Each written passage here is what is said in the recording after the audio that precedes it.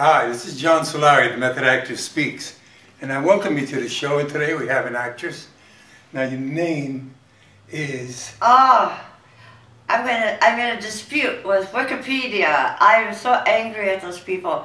My name is Diane Chambers, but I've been a member of SAG long before Cheers was ever on, and Shelley Long, the actress who plays Shelley Long, who played Cheer. Oh, she's really heavy. You don't think I'm her, do you? No. Oh, are you sure? Because I get that all the time. There's someone else I was thinking of. Go ahead, finish your story. Oh, so anyway, she... well, I saw her, seen pictures of her. She's a little heavier than I am, and she's a little older than I am, too. But, no, she plays the character, or she played the character Diane Chambers on Cheers. But I'm the Diane Chambers, the human, and Wikipedia doesn't seem to feel that, you know, I noticed that. Worthy. Yeah, so many people go on Wikipedia and they go, how come you're not on it? Wikipedia does not acknowledge IMDb. I've sent them newspaper articles. I don't know. Now that my hometown baby California Chrome is real famous for being from Coalinga, because I was raised in Coalinga, California, in the middle of the San Joaquin Valley. California Chrome is from my hometown. So if California Chrome gets into Wikipedia, maybe I can sneak myself in there. Well, he made 2 out of 3. She made 2 out of 3. Yeah. Didn't get the final. That's a long race. Yeah. For them, that Belmont. Yeah, and I kind of agree with. I think I was glad to see the owner apologize, but he's right. You know, they should change the rules, because the other horses got to, you know, relax and train and learn the turf and all that, and California Chrome didn't have that. But he's a darling, and he put. But I was shocked at how little information. They just kept saying from Central California or near Fresno. They never said Coalinga, which is so important to those of us who are from Coalinga. Coalinga. Coaling Station A. And when I was there... What's close by there? It's 64 miles, nothing. No, it's 64 miles west of Fresno. Oh, okay. And if you're driving from Los Angeles to San Francisco on the I-5 freeway, you'll see a sign saying Coalinga 12 miles that way. Oh, okay. That's, yeah. Now it has a prison, and I haven't been there, but when I was a kid, we didn't have street lights or anything, but now they have. Now it's kind of like tripled in population, and they've got gangs, and people have to lock their doors. It's a shock. I never America's changed. Yeah. Now, is that your real name, Chambers? Oh, yes. Okay. Yes. Because now, are you ever mistaken for the Ivy Snow girl? When I first came down, when I was in college, and when I first came down to Los Angeles, when people would tease me about that, I would just say, she's my mother. You know, Marilyn Chambers is my mother, and that pretty much just makes everybody laugh. But no, there's no connection to Marilyn. Because you can't help it when I saw the name Diane Chambers, I kept thinking, no, but she's dead. And oh no, it's Marilyn Chambers. Well, speaking of dead, I just did a film up in Laurel Canyon, and it was on Wonderland Avenue. Sure. And I'm going, where do I know that name from? And I remembered the John Holmes film, and I came home and I was reading about and it looked like it was exactly the house next door. I mean, it was brutal slaying of... You're talking about Sharon Tate, the murder? No, actually that was up there too. No, that's where I used to live in Silver Lake. Right up the hill is the La Bianca murders. Right. The press gets everything wrong. They kept saying the Hollywood Hills. No, Laurel Canyon is past, it's down that way, but it goes in and up and down. Wonderland, I know Wonderland. Yeah, so Wonderland, it actually spurs out Wonderland Park, but that's where John Holmes and his cocaine connections and that Eddie Nash person, apparently was horrific. Massacre. Yeah, 4 people were massacred. He wasn't massacred. Was he massacred? No. In fact, there's different versions as to what his his involvement was, but bless his heart, now that he's long dead, I don't really want to speak of him. But I don't know what Marilyn's up to, do you? Who? Marilyn Chambers. She's dead. No, seriously? Yeah, she died a few years ago. Oh my gosh. That's why I said that when I didn't know that. Yeah, I believe she's dead. And or was it the Linda Lovelace?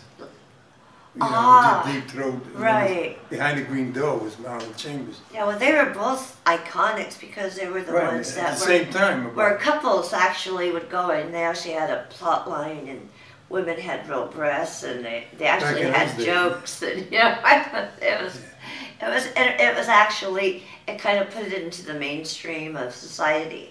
And you could actually go to a theater with a date and not have to hide or anything. Well, back then, yeah, there was a few theaters, man. Actually, believe it or not, I made one.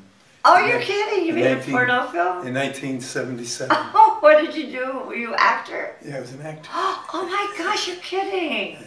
Did you? Well, I enjoyed it. It was interesting. Interesting. Well, how long have you been in Los Angeles? I came out here in '85. This I did in New York. Oh my gosh. I did it in New York, and it was right across the street from, I think it was 54th Street or 50th, right across the street. A real porno? Yeah, real porno. Can we get a copy if you want? Actually, I don't think it was ever made. You know, I don't think it was ever finished. Oh my gosh. No, I would have, you know, I didn't mind. I wanted to see, I never had a problem with that. You know, it's funny, as an actor, I was listening to one of your friends, I'm not going to mention her name. Oh, I know who you're speaking of. She was talking about she didn't want to do a nude scene. And well, look at Helen Mirren and Caligula, for example. Yeah. Look at how, what's her name, won the Oscar for she had total nudity. The beautiful lady of color who won for opposite, Billy Bob Thornton, she won for that Monster something. Monster, I know. Yeah, she was totally nude and naked. Well, a lot of them did. I mean, if it's called for. Yeah. I mean, it's just something, what's wrong with it? Yeah. I mean, either you're going to be in this business or you're going to talk about it. Right. Yeah. You know, there's but if you're going to do it, you don't want to do it something cheesy, you know. Well, but I did my in my latest film, The Code and the Zombie killer. They called me back for the ending, and the writer Scotty Mullen and the AD Tony Bederas, and the director Glenn R. Miller. I call it the big reveal, because my character, Professor Hagfish.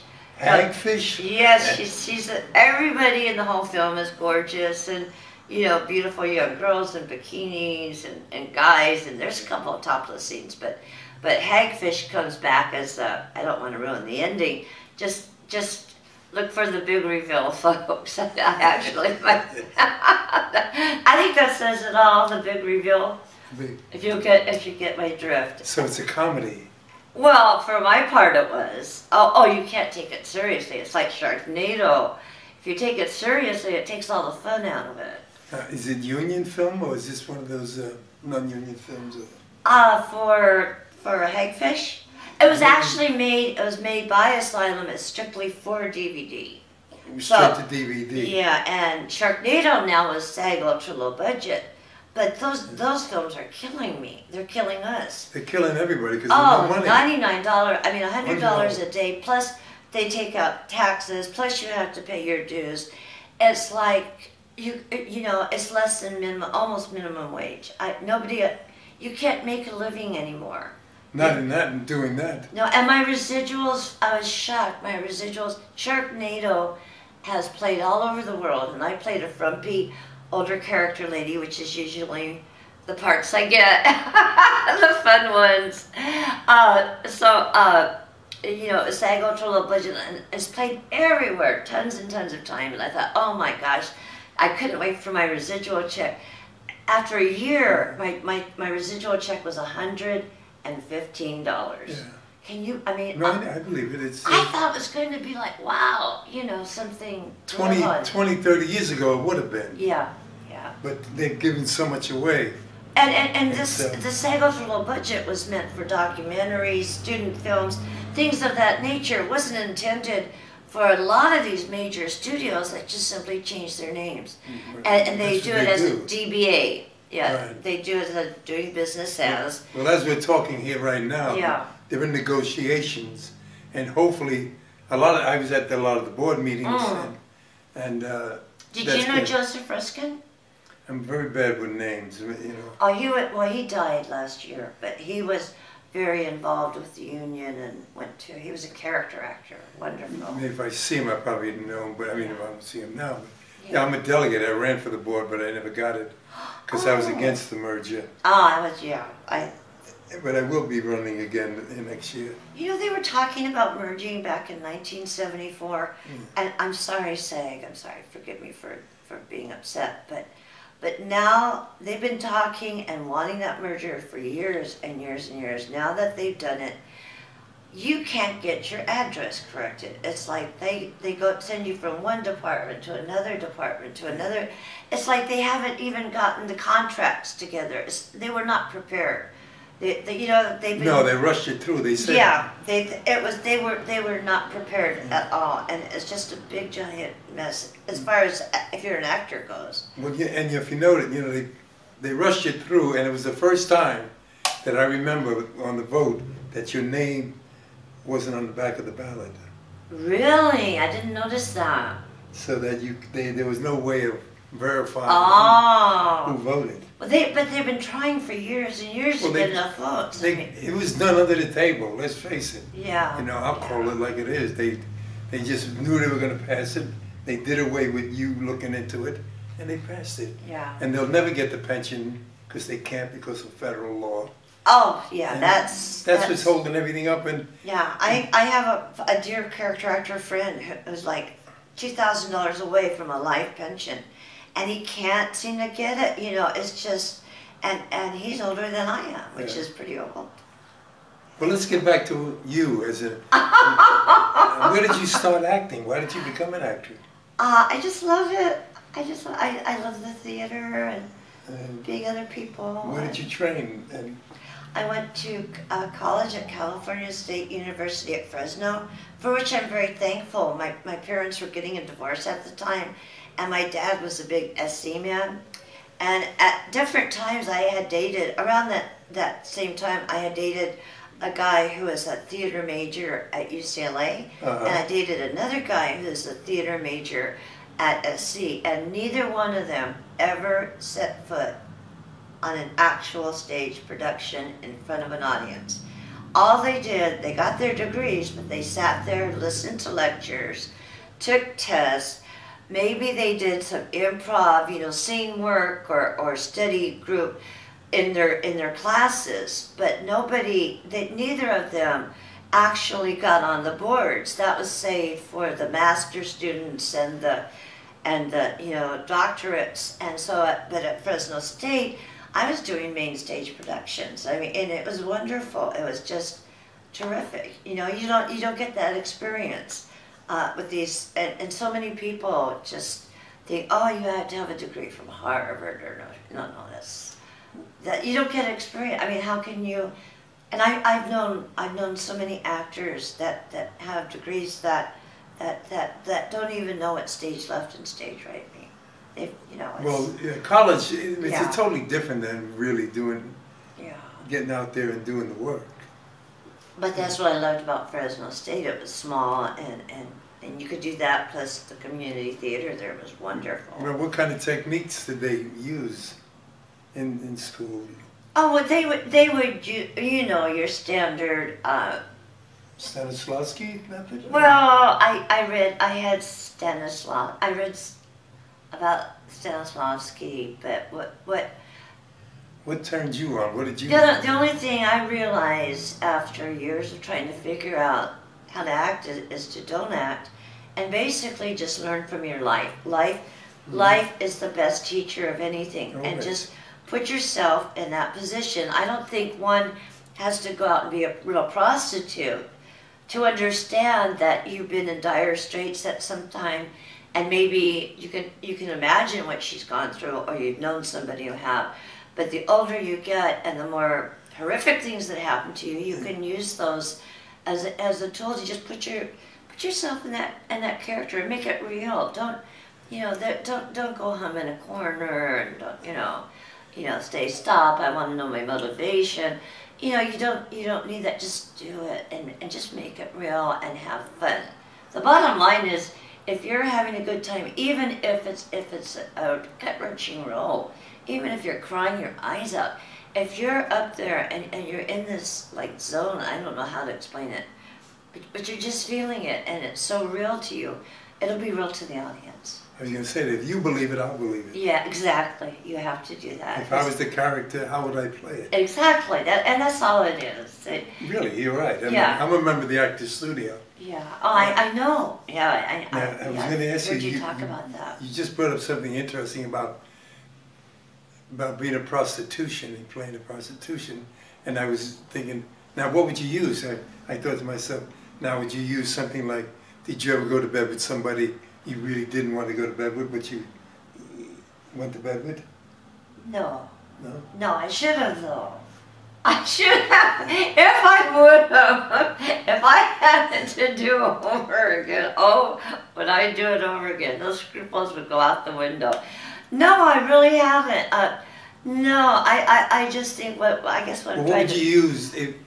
Well, you desperately, you would put yourself in a predicament that, oh my gosh, I've got a child at home, or I'm addicted to Coke, or you would just think, well, this is, what I have to do. I've got to do it. Just like, having sometimes,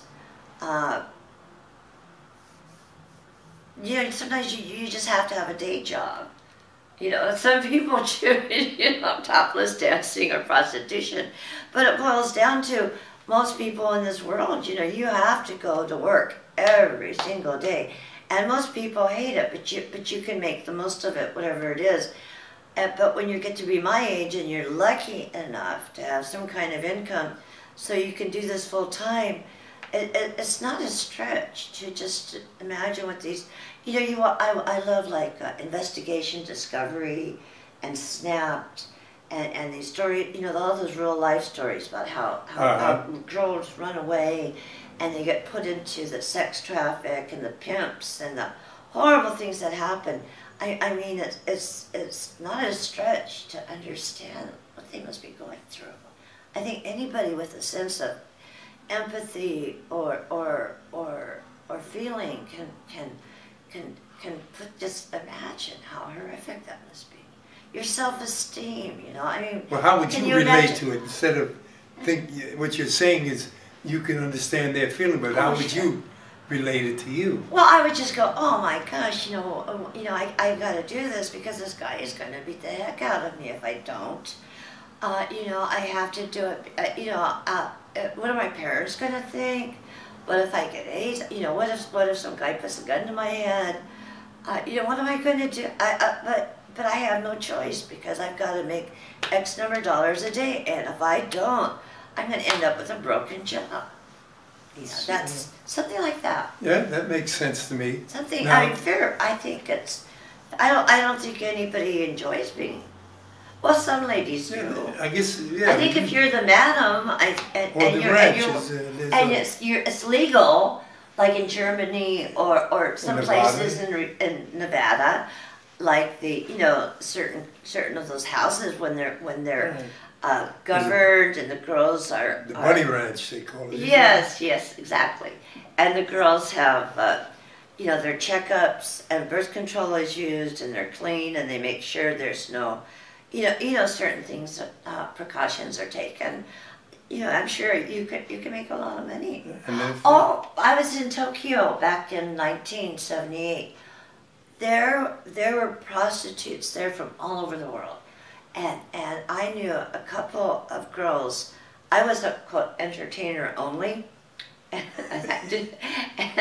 but with my long blonde hair and being 5'4", entertainer only. But there was a girl who made a fortune just posing topless with those little Insta cameras. Yeah, right. Oh, for $50, and so I think she came to Los Angeles and had enough money to open up a boutique. It was unreal. Yeah. That was so back in the days when Japan had all the money and, oh, and they all were the cameras. yes. And they had all the cameras. Oh, they had all all money. Well, I remember going to this place where you would sing and they had you up on a screen, and I kept asking people, what is this called? And nobody... Karaoke. Yeah, it's like nobody would tell me because nobody spoke English. And I kept saying, well, where's Godzilla? Nobody knew where Godzilla. They did know McDonald's, or McDonald's was, and they did know where the Pizza Hut was. What were you doing in Japan? I was singing. I sang with 3 different rock bands. Oh, so you were really... no. I loved, I'll do anything, on stage. Anything for attention, I guess. That's, actually next week I have some guests coming from the Earth, Wind and Fire. Oh my gosh, really? Oh, tell them, I love them, I love them, Yeah, they come in next Friday. I got a phone call today. Oh, how wonderful. And by the way, Joe, I just want to say thank you. I'm honored to be here. Thank you for coming on. No, you've had such auspicious guests. I really didn't feel worthy because I've seen your show. And usually everybody's so serious and so intellectual. And I just felt like all my shows are like that. Not all of them, but I didn't think I was a good fit. Actually, we were talking earlier. I've had porn stars on and. Oh yeah, some of them. Yeah, Triple X to A-list. Yeah. But when we were talking earlier about that, like your friend, when I taught acting, I always had my students do Mamet, David Mamet plays for his work, because it's very vulgar and very sexual and this and that. Because you have to be able, if you're going to be an actor, you have to be able to get naked. Yeah. That's why I always like porn stars, because they were willing to go there, anywhere. And when I'm saying naked, I'm not only talking about physical, I'm talking about mentally. Yeah. So if you're willing to go there, then you can do anything. Well, I know that I did all the the trust exercises where you would fall and they would pick you up or you close your eyes and you know what I have a problem with though. This is so bizarre. I have the worst problem with profanity. The F word, the C, none of that was ever used in my family. I mean, we never even talked about, bodily functions. Nobody went to the restroom, nobody burped or any of that. So to this day, gosh darn it, Mom, I just can't. I have a hardest time with that. Well, it wasn't used. If it's gratuitous, it just. Well, even now, I see scripts now. Well, now everything is. Oh. Even when I watch some of these shows that take place during the ancient Greek times, they're using that word. Oh. And I know they didn't talk like that. No, that came from, actually, F-U-C-K came from the stockades and the pilgrims, where they would write on the stockade what it was you were guilty of. And that was, quote, for unlawful carnal knowledge. And that's why you were there and everybody was throwing rocks at you or whatever they did. Or had the big letter A on you because you were an adulteress. But that's where that came from. But they use it and it's just it's so just, part of. When I first heard, it's a true story. One of my nephews, he cursed at his mother, and I put him in the hospital. Oh, and I gave him such a beating.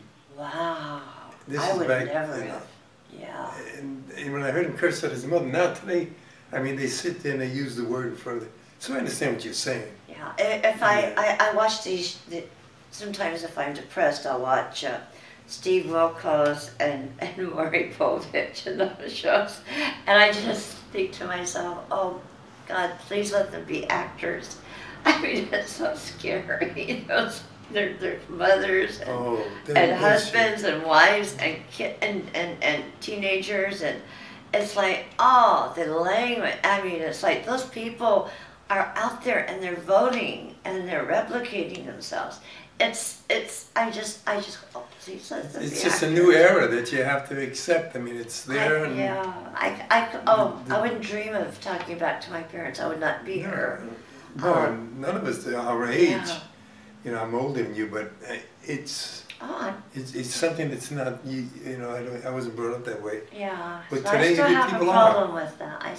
That's the one thing. Well, there's nothing wrong with having a problem. I tend to like fudge a little. If they, you know, if I'm supposed to do this, I'll do. Oh gosh darn it, or something. You know, I Really. well, I'm not that bad, but it really, you know, I'll talk to the writer and the director and say, do I really have to say that? So, speaking of that, the writer director, we're going to come back with part 2 in a minute there. Oh, okay.